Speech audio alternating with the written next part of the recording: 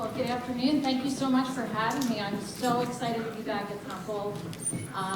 It's so much different from when I was here back in the 90s, but I'm really excited to kind of come in, have a conversation today, share with you a little bit about my experience, and Temple has really contributed to who I am today. I 100% believe that what Temple instilled in me, and this program in particular, it gave me all the tools and the foundation that I needed to have such a great career in this industry. So I'll share a little bit about that with you, but really want to make it conversational. I'll tell you a little bit about myself. So just so you know, I live in your age group on a regular basis. I have 3 children, ages 17 to 22. One's a senior in college right now down at ECU. So big Temple ECU game next week. We'll be having a little rivalry in the house. But I was born and raised in Delaware County. Any Delaware County natives in here? Yes, all right. Born and raised in Delaware County. I actually was a transfer into Temple my junior year, and I knew I wanted to be in business. I knew I wanted to be in healthcare. So I have a twin sister. She went the clinical route. She's a nurse. I knew I wanted to find something in the healthcare realm that would be on the business side. So when I came to Temple, I started exploring. We got to that foundational class, and the employee benefits just, I was all in. It felt very natural to me. It felt like something that was going to be very long withstanding, something that really impacts everyone on a daily basis. And it occurred to me that not a lot of people know about their benefits. It's so important. People don't know what they have. They don't know how they work. And that really triggered a lot of curiosity for me to want to do more and learn more. So fast forward, get involved in the program, had the opportunity to have an internship, which was amazing. My daughter's a senior right now. She hasn't done an internship yet.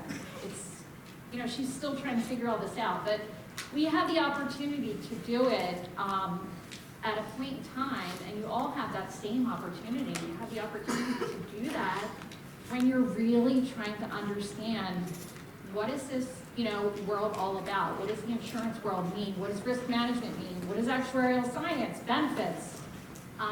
And those opportunities are just crucial in part of your learning experience and part of helping you formulate, what do I want to do with this next step? And I truly believe because of those experiences, it led me on a path to really find out who I was and what I wanted to do. So my first internship, great experience. I went on to my second internship, another great experience in the employee benefits field, and that firm was subsequently purchased by Gallagher. While I was at that firm, I was thinking about staying there. I was like, this is a great opportunity for me. But the gentleman who ran the first internship called me and he said, look, I'm going out on my own. I'm going to start my own company. I want you to come with me. And it was the biggest risk I had ever evaluated, probably at that point in time in my life. I had a lot of security and stability, but something told me that I could make a difference. So we started 4 companies over the course of 6 years. That includes employee benefits, that includes human resources consulting, property and casualty. We had a prescription discount card program, and I was very instrumental in kind of building that foundation of all those companies. I had the ability to serve in almost every role in the company, from managing claims, underwriting, managing RFPs, and then consulting. Sitting down with the employers, sitting down with CFOs, sitting down with CEOs, trying to understand their pain points, trying to really understand how we can make an impact with them. And that was just such a fun place to be. From there, I moved into leadership. So I moved into managing compliance, which was a huge part of the organization and our responsibility to our clients. And then I moved into the HR consulting side. So I do consider myself an HR practitioner as well. So you can see I have the SHRM certification. I do some mentoring with SHRM emerging professionals. But that's kind of how I got to where I am today. I stayed with that firm for 22 years. Decided I wanted to do something different with the second half of my career. Ended up where I am today, and I'm just really enjoying it. It's just like, it was a fresh start, it was something new, and just really enjoying working with the seasoned professionals that we have that are delivering the consulting strategies, and then also identifying new talent, like people in this room, to come in and support the growth for our organization. So that's kind of a little bit about my path.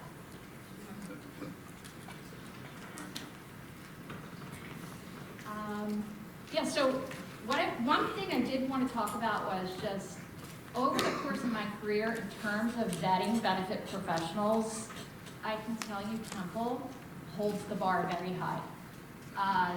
You know, when candidates come in and they have Temple on their resume, you notice something almost right away. You're more prepared. You have the foundational knowledge. You ask the right questions. You're curious. It's just, I think you really need to understand and, you know, support the program, because these are the things and the resources that you have available to you. We have some of those, and they were great, but the resources that Temple has available to you, the career fair, it's like, it was last week, right? It's like speed dating, but everyone comes in and everyone's prepared and they're asking the right questions. It's a pretty stressful environment, but those environments are real experiences. They kind of make you push yourself a little bit, get outside of your comfort zone, talk to other people, build your network. A few of you already reached out to me on LinkedIn. Raise your hand if you sent me an invitation on LinkedIn in like the last 2 weeks. Thank you, I think that's amazing. You know, I don't know if you saw my name, you saw me coming in, but you're just so far ahead of the game in terms of preparation. And I can tell you, when we look at other candidates, that's not the case. So you have something really amazing here. And just be sure to take advantage of it. Take advantage of all these resources. You know, I love that this room is filled. That's awesome. It says you're really invested in learning and connecting with people. And those are the things that are going to help you. You know, we have training programs. We can teach you some of the skills that you need to do the job. We want to see someone who's professionally mature, who is excited about the industry, who wants to come in and learn, who wants to grow, who is really curious. So I just wanted to point that out because I'm so proud of being a Temple grad. I love participating in the mentoring program. It's just an amazing experience, and it's easy to kind of look back and see it or look at it from my lens, but just try to be aware of it. Be aware of it today, and think about some things that maybe you're not doing that you could do. Connect with some of the people in this room that maybe you haven't, because they could cross your path going forward.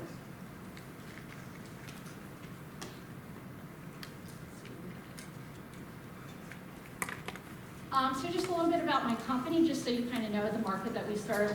Innovative Benefit Planning, we are a professional consulting firm. We focus on a couple of core areas: employee benefits, HR, retirement programs, and wellness programs. So we have been around 35 years, privately held, very unusual in our industry. So much merger and acquisition activity in this industry. We've decided to remain privately held, and the reason we can do that is because we are part of United Benefit Advisors. It's a group of 150 privately held firms like us across the country. We band together for resources to create proprietary tools, and it allows us to be 9th in the nation from employee benefits consulting revenue. So we're 9th in the nation from a revenue perspective for employee benefit firms. That allows us to step up and compete with some of the bigger guys. So we have all that background, we have all the back office, we have all of those tools and resources, but we still can operate like a very boutique level, hands-on consulting firm. And that is something that is so important to us. And it's something I love about what we do. We can make a real impact with the employers and connections and do it a little bit differently than some of the other competitors that are out there.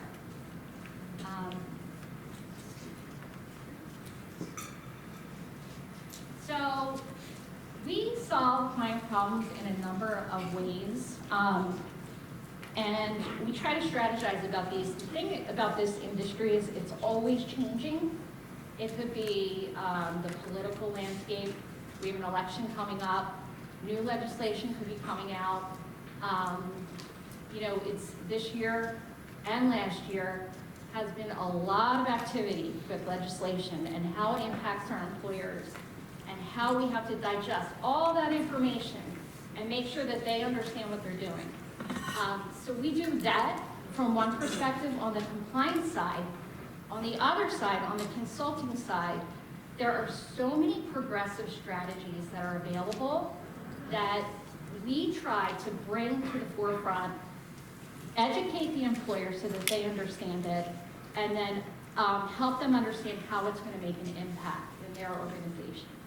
And we're mid-market, so the size clients that we're helping are anywhere from 100 employees, they have 100 employees, up to a couple of thousand. They have real pains.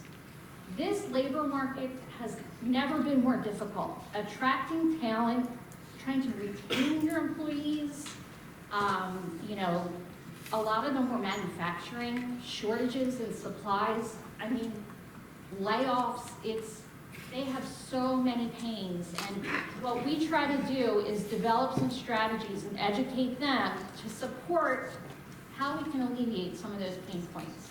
So some of the strategies, on the benefit side, I'll focus a little bit on there, is solving issues with mental health. So post-COVID, we have seen mental health claims rise at such a significant level. It's on the claim side, it used to be, you know, highest claims were things like heart, diabetes, kidney. Now we're seeing mental health claims creep up there.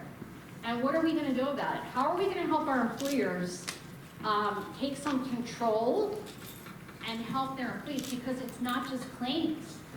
It's employees are absent due to mental health issues. They may be there, but they're not present. They are dealing with real challenges. So we talk about mental health a lot. One of the areas we do is carve out that program. So it's right, you know, typically you'll see a traditional benefits package. All of your mental health care is embedded into the program. So it's bundled in with the health insurance. We have the ability to take that one piece, that one insurance piece, and separate it and manage it separately from it being all bundled in with the health insurance. Does that make sense? Okay. So then it gives us the ability to kind of get a better line of sight into what's going on with mental health claims. How can we embed some other resources into the mental health program, like an employee assistance program? How can we communicate about what the benefits are for that program? We want to make sure that the employees are aware of all the resources that the employer is offering them to combat or alleviate some of these issues that are going on with mental health. So a non-traditional thing we've done recently is we started offering employers a certification in mental health first aid. So what are employers doing to educate themselves to identify issues with their employees in the workplace? How can they, you know, do some better outreach? How can they understand more? So we do a full day certification, and we had one of our larger clients, Avalon Flooring. You probably have seen their stores around. They had this issue. So their HR team came in, participated in a full day of training, and they couldn't say enough about it. They just are starting to implement programs that they weren't thinking about before, and they're starting to communicate better with their employees about some of the resources that are available to them from a mental health care perspective. We also do suicide awareness training in the workplace, another very big issue. So that's a half-day certification program. So it's not just about, finding an insurance solution. It's about being creative, solving problems, educating our employers about what they can do to make, their organization better, healthier, not just from a physical condition perspective, but from a mental condition perspective. Does that make sense? Another area we really focus on is just unbundling the health insurance program altogether. So there are so many pieces that can be unbundled. You can take your prescription. You can carve your prescription out. So pharmacy benefit managers, typically, there's a lot of fat in that program. They're getting a lot of profit. If you can carve that piece out, look at the costs, go direct with a pharmacy benefit manager instead of the one that the medical carrier is offering, you have the ability to limit those expenses and carve those out. And again, you're looking at more specific information related to that program. Specialty drugs, huge cost for an employer. A lot of times, the pharmacy benefit manager owns their own specialty drug company, so they're benefiting from all that profit. And specialty drugs are probably one of the biggest costs in prescription plans today. Carve that out, go with a separate provider, you're cutting down on that profit, you have some more control over the prescription program. And then if that's separate, you kind of can see, depending on what drugs there are on the claim side, that kind of tells you a little bit about conditions that are going on with the organization. And then what we do is look at that information. We have an entire wellness department. We have a nurse practitioner on staff. She'll do proactive outreach. If she sees someone's on a diabetic medication, she's going to do a proactive outreach program, talk to them about the importance of prescription compliance, make sure you take your medication, and educate them about how they can manage their condition or any chronic condition better.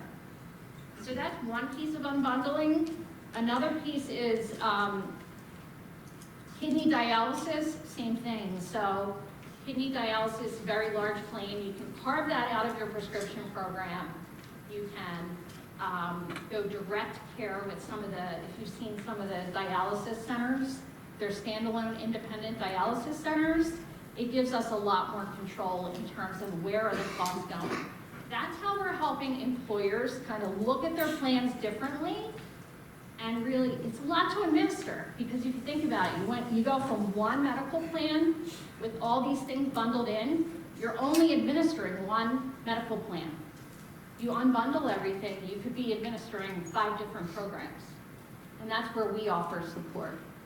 Administering those plans, having a good process in place, and I'm the process person in the organization.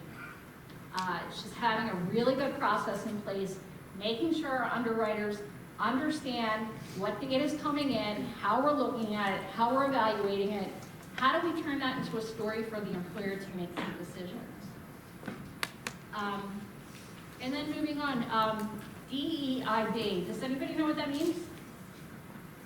Have you heard that term before? Yeah, it's diversity, equity, and inclusion.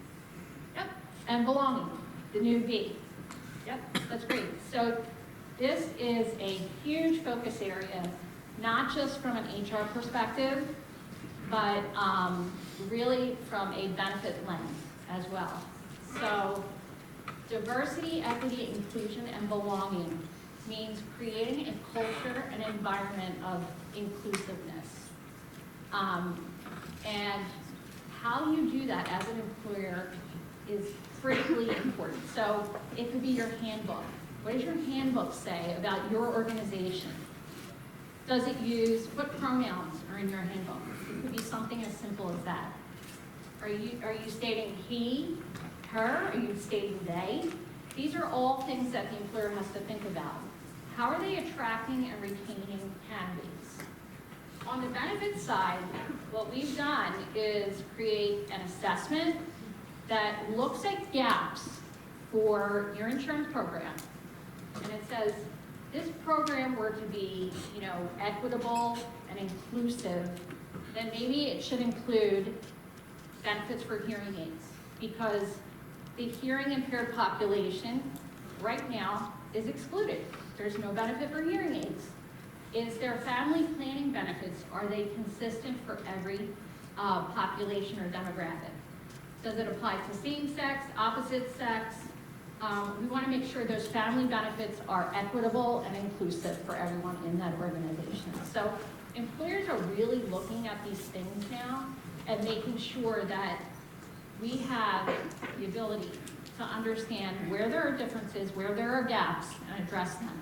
Because people coming in to, the new candidates that are coming in, these are the things they expect. It has to be foundational for the employer. They're expecting it. So the employer's really got to be on top of their game and just continue to kind of look at these things and hopefully use the support that we can offer that can help them and the expertise that we have. But they're just a couple of examples. And then finally, I just wanted to share, mentoring is so important. Like, how can you continue to make, how can you continue to make an impact? I participated in the mentoring program way too late. I was like, I need years of experience to offer something to, and I waited way too long. I went to the mentoring reception. I was the oldest person in the room by like 10 years. I was like, why did I wait? Some of the mentees that I've mentored over the last few years, they have a lot to offer. So when you leave this program, how are you going to give back? How are you going to educate some of the other people that are going to be still sitting in this room to just talk about transitioning from being a student to a professional? It's a big transition. And just try to get that back. That's a great experience. And to provide that kind of an outlet for an existing student is huge. Always have a mentor, okay? It doesn't have to be all formal, but I have two mentors in my life. They're both very different. One is the first female managing director for PwC. She went in there and she worked her way up from the very bottom. First female managing partner in its history of the company. That's huge. I need someone to talk to. I have a business situation. I want to trust in someone. I know she's probably seen it a lot more than maybe I have. And then my second mentor is a graduate from the Naval Academy, and then he went and played professional football, went on to win the Super Bowl with the Green Bay Packers, and then started a wealth management company. He knows all about the industry and the discipline it takes to kind of be really gritty and work hard. So just two different people in my life that I use as resources on a regular basis. Continue to have that. Build your network. Never stop building your network. If you're around your parents' friends, ask your parents' friends what they do for a living. Have a conversation. You never know, and that could help you. And then look for opportunities to stretch yourself. So not just here on campus, but just if you have an internship experience, ask about different projects. Ask how you can maybe contribute on different projects. If you become a subject matter expert, that's SME, that's huge. Pick an area, pick one area where you can be a subject matter expert and be a resource for the company you work for. I landed in HIPAA and cybersecurity. I know more about it than I want to, but I am a great resource for our clients and internally in terms of making decisions around HIPAA. So pick an area that feels really comfortable and develop that skill. And then just know the why, be curious. if you're training, if you're in an internship, understand, why am I doing this? How does this serve the organization? And then, like I said, pay it forward. Come back to the program, contribute, be there for each other, talk through some of the challenges you might have. And then whatever I can do for you, please feel free to reach out. I'm available. I talk to students all the time. I'm like known in my family. I have 13 nieces and nephews. They all come to me when they're ready to graduate. What do I do? How do I do a job search? But beyond that, whatever you heard today, if you hung on to something and you want to know more about it, just reach out to me. I'm happy to have a conversation. And then on the last slide here, there are 2 assessments that I shared. These are free assessments, and it's really about understanding your strengths and understanding more about yourself. The more you can do that, the better, you're going to show up. And just understanding who you are. These are great assessments. Just where are my strengths? And kind of seeing that and having it illustrated in a way that, kind of talks about what you can offer, how you show up in the workplace. Huge, huge benefit. So I highly encourage you to take the assessments and just learn something new about yourself. Any questions?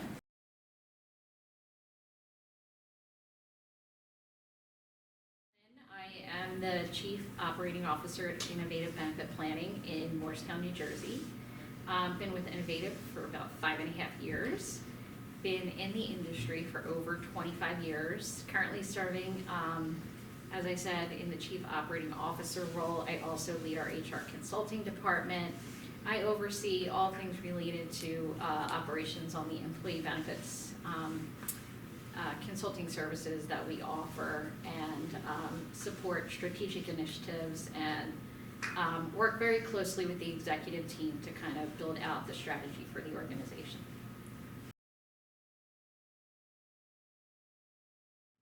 There is no typical day. It can be anything from working with the marketing team on a new compliance webinar, creating some content for our website, working with our compliance director, trying to digest some of the new legislation that has come out, managing through fourth quarter, which is always a busy time for us. It's I equate it to being a tax accountant in tax season. Keeping everyone focused on track, and then offering some opportunities for our employees to kind of wind down a little bit. So I'll get involved in like team building activities and things like that to support the culture of the organization. I ended up, because I knew I wanted to be on the business side of healthcare in some way. And, after coming to Temple and being introduced to the benefits course, that felt like a very natural path for me to not only leverage business skills, but also the healthcare landscape was just really changing and exciting at that point in time. So it's something that definitely attracted me.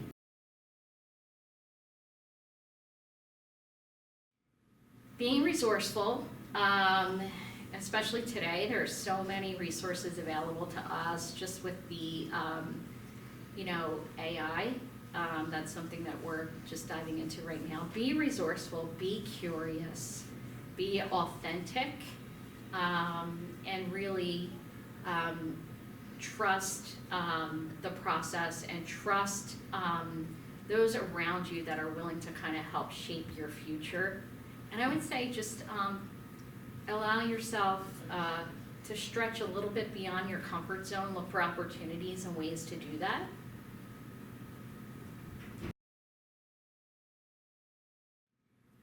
Find someone, outside of maybe your specific department. As I said, try to build your network and broaden your network by connecting maybe with professionals that are supporting a different part of the organization. So it'll allow you to really understand the organization more, understand the employer more, connect the dots. So, if you're in underwriting, maybe connect with someone on the marketing side. look for those opportunities to really broaden your network and learn more through other people that you may have access to. I had a great day. Students are just, they continue to just surprise me with their level of professionalism. The whole day ran like a well-oiled machine. The level of thoughtfulness that went into the questions that were asked, the knowledge that was coming through from those questions, it's just makes me really proud to come from this type of program, and makes me really excited to continue to support the program.